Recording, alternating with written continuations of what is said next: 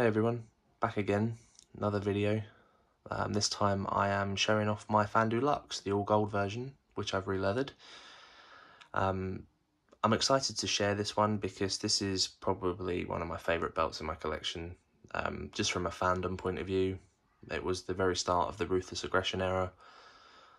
Triple H's first reign of terror as champion, the feud he had with Shawn Michaels. We'll get into all of that in a second, but the cut itself on this I really like. You can see here, wider around the main plate. The light here really shows off the detail in the plates on the Luxe. Highly recommended. I know the Groovy G has just released a fantastic version of this. Really, really good. And I know that Hazard F5 is going to be reviewing that on his channel soon for everybody to see. So that'll be interesting, especially as a comparison if you get the chance to do that.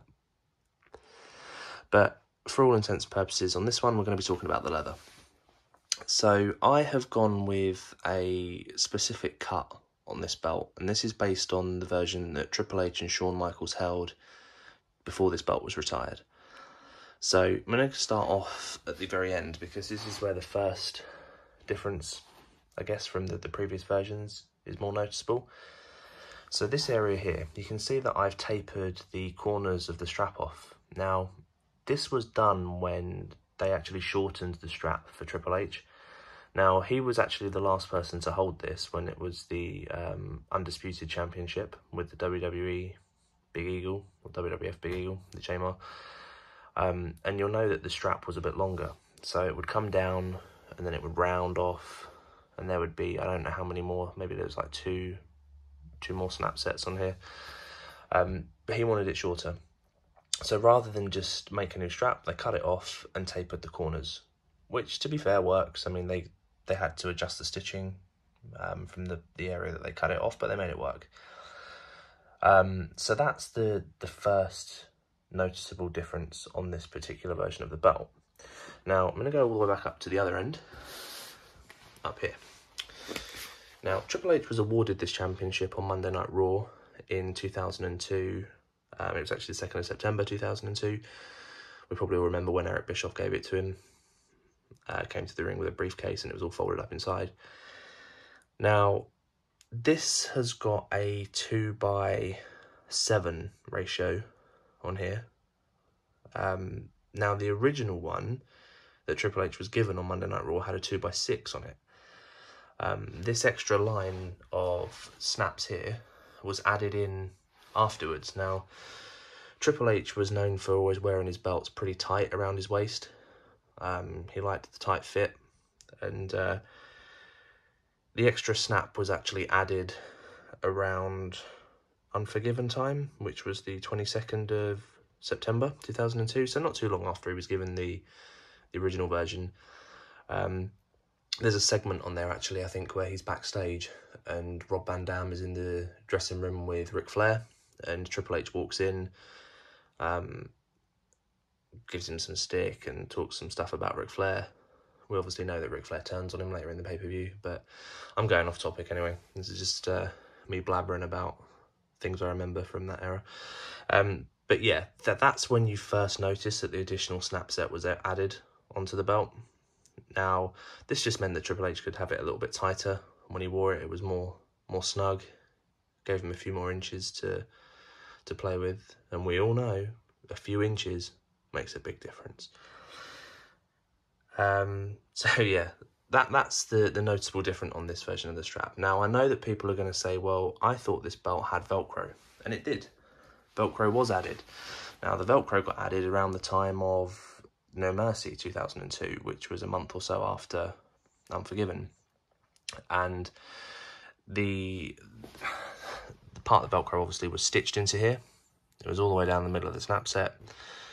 And there was some Velcro on the underside, on this side, where the snaps are. It was in there. Now, I opted not to have that because I didn't want to have the Velcro on it. I just like it without. I'm a traditionalist. I quite like just the snap set. But the reason for the Velcro was Triple H to get it even tighter to his little slender waist, which, you know, personal preference and all that. But yeah, so he lost this belt at Survivor Series 2002. We all remember when Shawn made his return in the Elimination Chamber. And that's the version that I've based this on. So we'll just run around the edge of the strap. You can see that I've hand stitched it all the way around.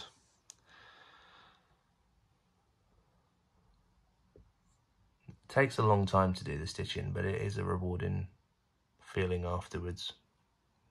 I really like doing it. I haven't yet tried lacing a belt. It's on my radar, but stitching is fun. I like it. So yeah, that goes all the way around the edge. Logo on the tip. And back to the main plate. So I had that made, that nameplate, the Shawn Michaels one. This was made by a trophy maker local to where I live. Really easy for this specific version. You can see here the stones. These are just the stock stones in this belt, by the way, on the Fandu. They're really nice. They pop quite nicely. I'm going to flip it over just so you guys can see. I'm going to try and do it a quick way. Do it this way. There you go. So smooth backing like the real one had. You can hardly see the stitch line around the back, which is quite cool. But I actually don't mind seeing the stitch line. It creates like a little ridge, which is quite nice. All the screws covered. Really nice smooth backing. Across it. Really good. Edges are nice and smooth as well. The camera's picking that up there. Between the main veg tan and the thinner backing.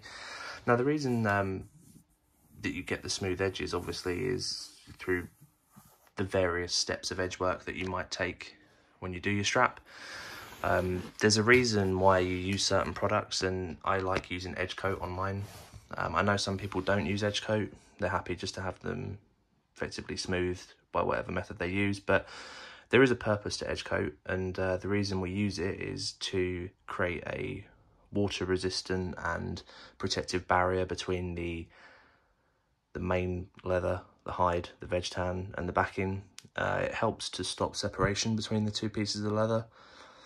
And also if you've got your belt on display all the time, standing up, especially when there's a lot of weight and pressure on this area, you want to try and make sure that this area is protected, like the seam around the bottom here is sealed.